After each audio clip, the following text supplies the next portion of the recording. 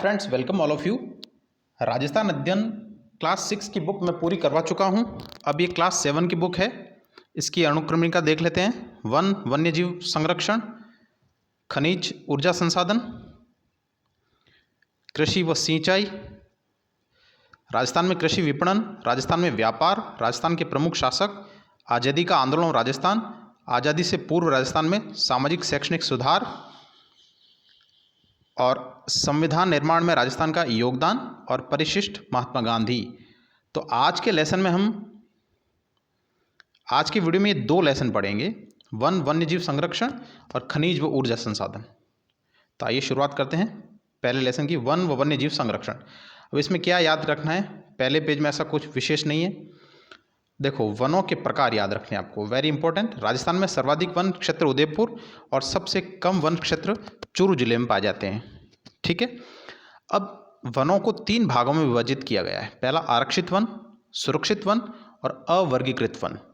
Very important, आपको याद रखना है ये आरक्षित वन क्या होते हैं, सुरक्षित क्या होते हैं और अवर्गीकृत क्या होते हैं। देखिए, आरक्षित वन सरकारी नियंत्रण में आते हैं। इस क्षेत्र में पशु चराने व लकड़ी काटने पर प्रतिबंध होता है। ये कुल वन क्षेत्र के 1/3 से अधिक है, मतलब 33% से अधिक है। राजस्थान में जितने वन हैं उसमें 33% से अधिक वन आरक्षित वन है और इसमें पशु चराना और लकड़ी काटना बिल्कुल मनाही है। दूसरा है सुरक्षित वन। ये भी सरकारी नियंत्रण में आते हैं, लेकिन कुछ नियमों के साथ इस क्षेत्र में लकड़ी काटने व पशु चराने की अनुमति दी जाती है। मतलब कुछ नियम होते हैं जिसके तहत आप पशु चरा सकते हैं और लकड़ी काट सकते हैं सुरक्षित वनों में। ये वन कुल वन के आधे से अधिक क्षेत्र में फैले, मतलब सर्वाधिक, राजस्थान में सर्वाधिक क्षेत्र में फैले हुए वन है सुरक्षित वन। वेरी इंपॉर्टेंट, ठीक है। सर्वाधिक क्षेत्र में फैले हुए वन है सुरक्षित वन, ठीक है। अब देखते हैं, तीसरा है अवर्गीकृत वन। अब इसमें क्या है, इस श्रेणी के वन में पशु चराने में लकड़ी काटने पर किसी भी तरह का सरकारी प्रतिबंध नहीं होता है। तो सीधा क्वेश्चन होता है कि किस तरह के वनों में पशु चारने और लकड़ी प्राप्त करने की कोई प्रतिबंध नहीं होता, तो वो है अवर्गीकृत वन। सुरक्षित वन में भी है लेकिन कुछ नियमों के साथ, और जो आरक्षित वन में उसमें बिल्कुल भी लकड़ी काटना, पशु चराना मान्य नहीं है। अब देखिए, भौगोलिक दृष्टि से वनों का वर्गीकरण, इसमें 3 प्रकार के वन बताए गए हैं। उष्णकटिबंधीय कंटीले वन, ठीक है, उष्णकटिबंधीय शुष्क पतझड़ वन और अर्ध उष्णकटिबंधीय सदाबहार वन। ये 3 प्रकार के वन बताए हैं। देखो, तीनों को पढ़ते हैं ठीक से। पहले देखिए, धरातलीय स्वरूप, जलवायु, वर्षा की मात्रा एवं मिट्टी की विभिन्नता वनस्पति को प्रभावित करने वाले प्रमुख कारक है।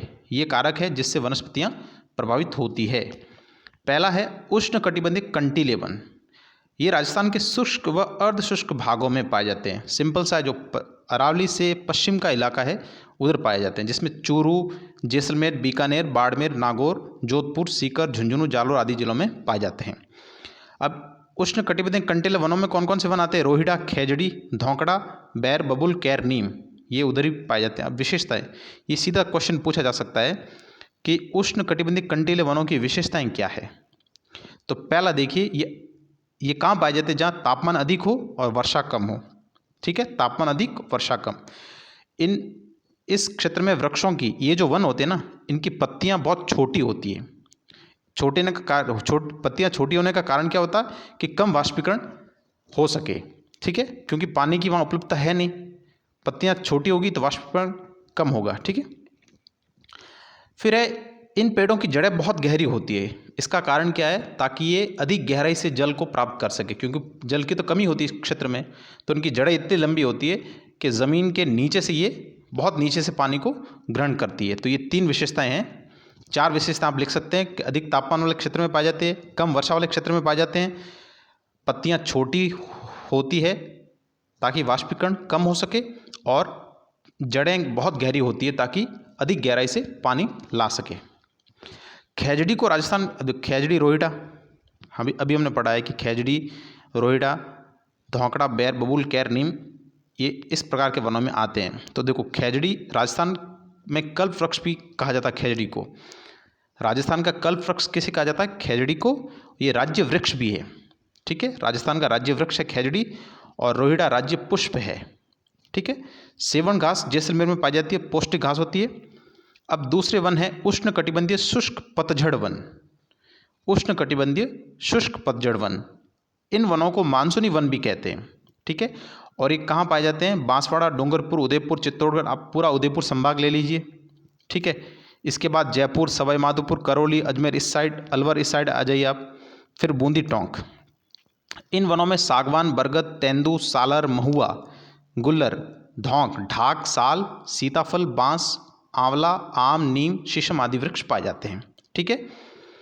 तीसरा है अर्ध उष्णकटिबंधीय सदाबहार वन।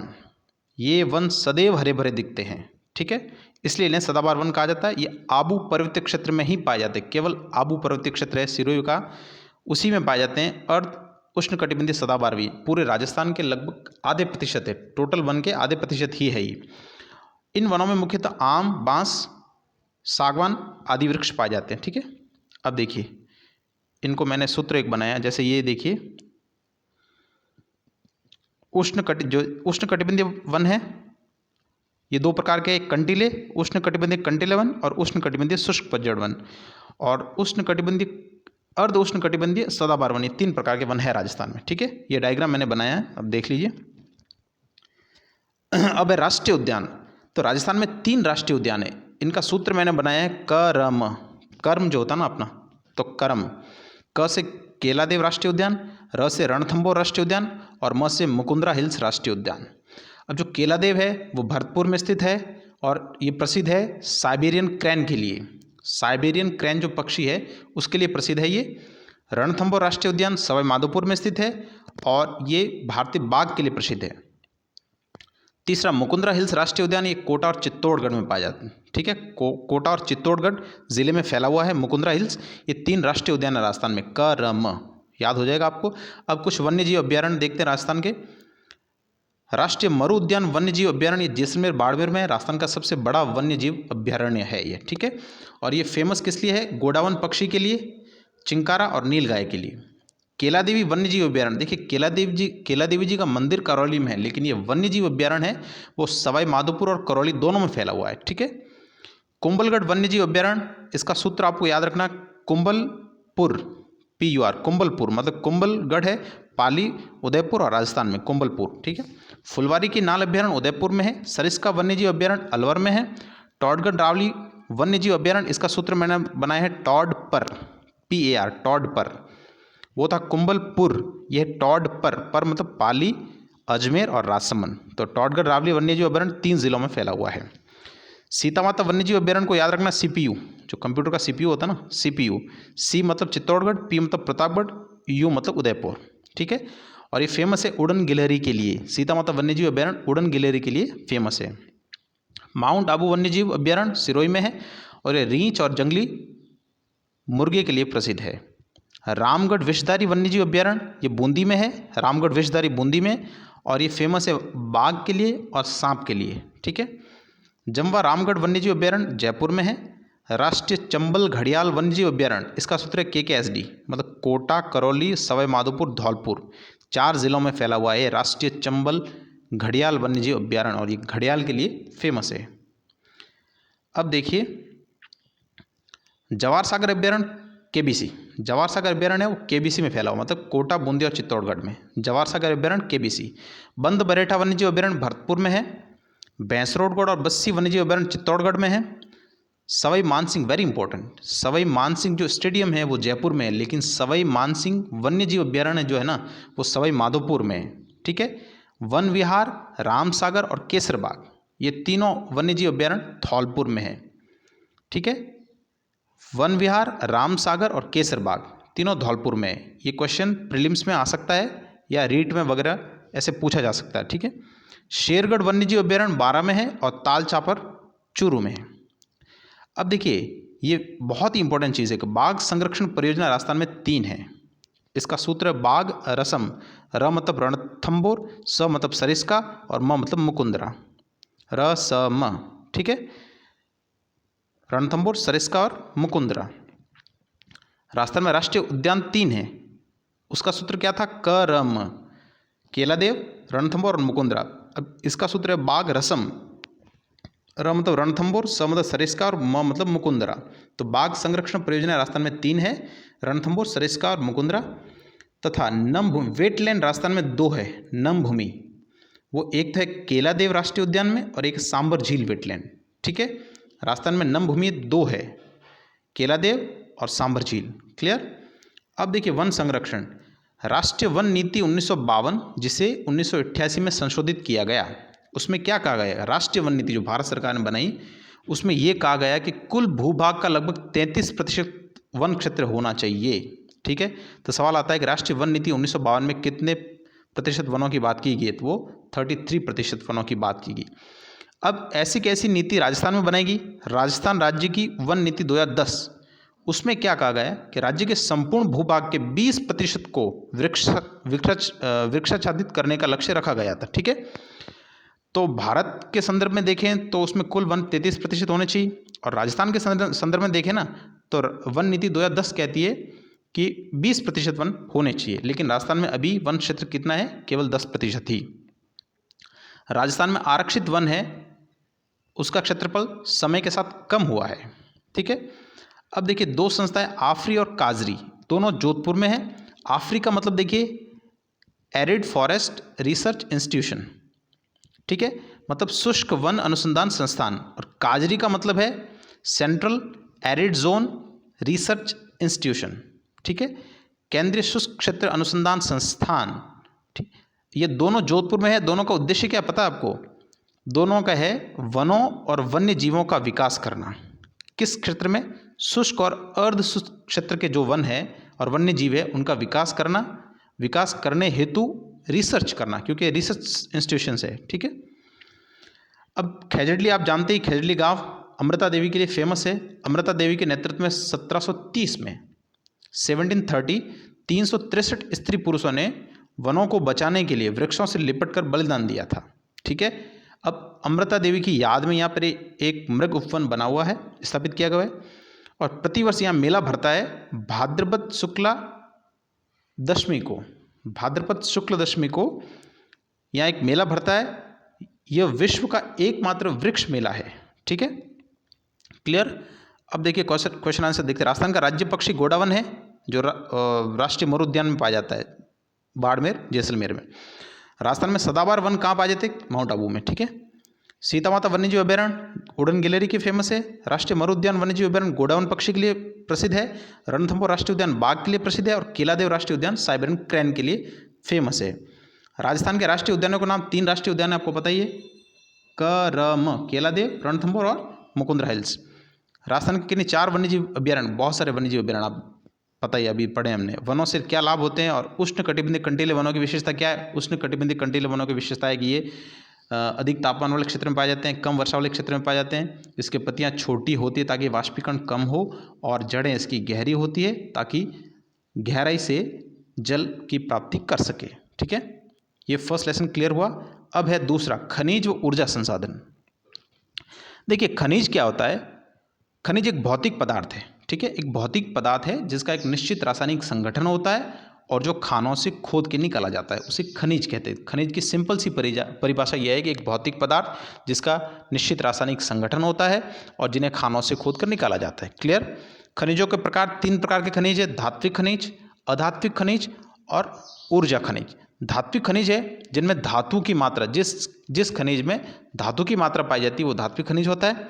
ठीक है, और इन खनिजों को गलाकर एक नवीन उत्पाद प्राप्त किया जा सकता है। ठीक है, इससे नवीन उत्पाद प्राप्त किया जा सकता है। लेकिन अधात्विक में क्या होता है, इन खनिजों में धातु की मात्रा नहीं पाई जाती और ये प्रकृति में जैसे मिलते हैं उसे वैसे ही उपयोग में लाया जाता है। ठीक है। ऊर्जा खनिज क्या है, ऐसे खनिज जिससे हमें ऊर्जा प्राप्त होती है, वो 3 है, कोयला, पेट्रोलियम और प्राकृतिक गैस। अब देखिए ये धात्विक खनिज के कुछ उदाहरण दिए हैं। RS मेंस में एक बार आया था कि धात्विक और अधात्विक खनिजों के उदाहरण बताइए। ठीक है, तो धात्विक खनिज लो एस्क है, मैग्नीज है, सीसा, जस्ता, चांदी, तांबा। और अधात्विक में ये आप सीधे ऐसे याद करें कि जो घर बनाने के लिए उपयोग होता है ना, संगमरमर है, चूना पत्थर है, घिया पत्थर है, रॉक फास्फेट है, अब्रक है, ये है। और ऊर्जा खनिज 3 ही है, बता दिए मैंने आपको। अब एक खनिजों की उपलब्धता एवं उत्पादन में राजस्थान का अरावली पर्वतमाला क्षेत्र सर्वाधिक महत्वपूर्ण है। देबारी और चंदेरिया फेमस जगह है। देबारी में क्या है, जिंक स्मेल्टर है। जस्ता शोधन संयंत्र है देबारी उदयपुर में, और चंदेरिया चित्तौड़गढ़ में सीसा जस्ता शोधक संयंत्र स्थापित है। ठीक है, जस्ता शोधक संयंत्र है वो देबारी में और सीसा जस्ता शोधक संयंत्र चंदेरिया में। ठीक है, अभी इतना इंपॉर्टेंट नहीं क्योंकि ये चीज़ें आपको कहीं और मिल जाएगी कि खनिज कौन कौन से कहाँ, क्योंकि ये यहाँ विस्तृत नहीं दे रखे हैं। एक वॉल्स्टोनाइट को याद रख सकते हैं, ये सिरेमिक उद्योग, कागज उद्योग और रंग उद्योग में उपयोगी है। ठीक है, अब देखिए आगे, ऊर्जा संसाधन। ऊर्जा संसाधन को दो भागों में विभाजित किया जाता है, परंपरागत ऊर्जा संसाधन और गैर परंपरागत ऊर्जा संसाधन। वे ऊर्जा संसाधन जो एक बार उपयोग में लेने के बाद सदा के लिए समाप्त हो जाते हैं वो है परंपरागत ऊर्जा संसाधन। ठीक है, और वे ऊर्जा संसाधन जिनका उपयोग बार बार किया जा सकता है वो गैर परंपरागत ऊर्जा संसाधन है। ठीक है, अब पहले देखते हैं ऊर्जा के परंपरागत संसाधन, जिसमें कोयला है, पेट्रोलियम है, प्राकृतिक गैस है। तो कोयला देखिए, कोयला 4 प्रकार का होता है, एंथ्रासाइट, बिटुमिनस, लिग्नाइट और पिट। ठीक है, ये इसका क्रम है ABLP, जो ABCD का क्रम है वही क्रम है ABLP। एंथ्रासाइट सबसे अच्छा है, उसके बाद बिटुमिनस, उसके बाद लिग्नाइट और उसके बाद पिट। राजस्थान में लिग्नाइट कोयला ही पाया जाता है। ठीक है, राजस्थान में कौन सा कोयला है, लिग्नाइट। और ये कहाँ कहाँ पाया जाता है, पलाना, बरसिंहसर बीकानेर में, कपूरी जालिपा बाड़मेर में, मेड़ता रोड नागौर और जैसलमेर क्षेत्र में मिलता है। राजस्थान का पहला super thermal power station Suratgarh Shri Ganganagar में है। इंपॉर्टेंट, राजस्थान का पहला super thermal power station Suratgarh Ganganagar में। बाड़मेर के गिरल में लिग्नाइट आधारित ताप विद्युत संयंत्र है, जो गिरल में है क्योंकि वहाँ पे लिग्नाइट कोयला पाया जाता है, इसलिए वहाँ पे लिग्नाइट बेस्ड ताप विद्युत संयंत्र है। ठीक है, अब देखिए सादेवाला जैसलमेर और बाघेवाला बीकानेर। सादा जैसलमेर और बाघ है बीकानेर में। सादेवाला जैसलमेर, बाघेवाला बीकानेर, ऐश्वर्या मंगला बाड़मेर में खनिज तेल पाया जाता है। ये खनिज तेल के लिए फेमस स्थल है, सादेवाला, बाघेवाला, ऐश्वर्या मंगला। जैसलमेर में रामगढ़, बारा में अंता और धौलपुर में प्राकृतिक गैस आधारित विद्युत ग्रह है। वेरी इंपॉर्टेंट, प्राकृतिक गैस बेस्ड विद्युत संयंत्र केवल राजस्थान में 3 ही है और उसका सूत्र है अर्ध, मतलब आधे को जो बोलते हैं ना अर्ध। A मीन्स अंता जो 12 में है, R मीन्स रामगढ़ जो जैसलमेर में है और DH मतलब धौलपुर। ठीक है, ये गैस बेस्ड है, प्राकृतिक गैस बेस्ड। क्लियर। अब देखिए ऊर्जा के गैर परंपरागत साधन में परमाणु ऊर्जा है, पवन ऊर्जा है, बायोगैस है, सौर ऊर्जा है। ठीक है, अब परमाणु ऊर्जा में एक चीज़ याद रखनी है कि रावतभाटा जो है ना, परमाणु ऊर्जा संयंत्र जो रावतभाटा में परमाणु ऊर्जा संयंत्र है वो देश का दूसरा परमाणु विद्युत संयंत्र है। ठीक है, चित्तौड़गढ़ में है ये। ठीक है, पवन ऊर्जा के लिए पश्चिमी राजस्थान है, वो फेमस है।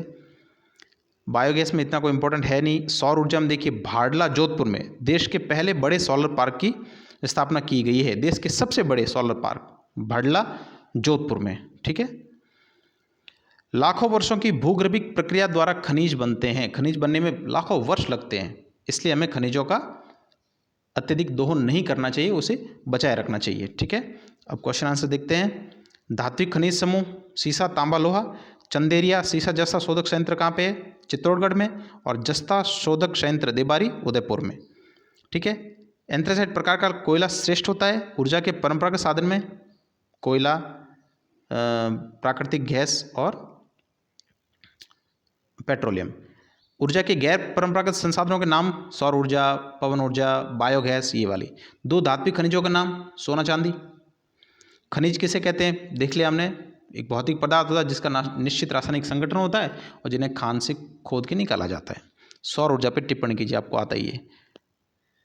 वीडियो आपको कैसा लगा ज़रूर बताइएगा। Thank you very much.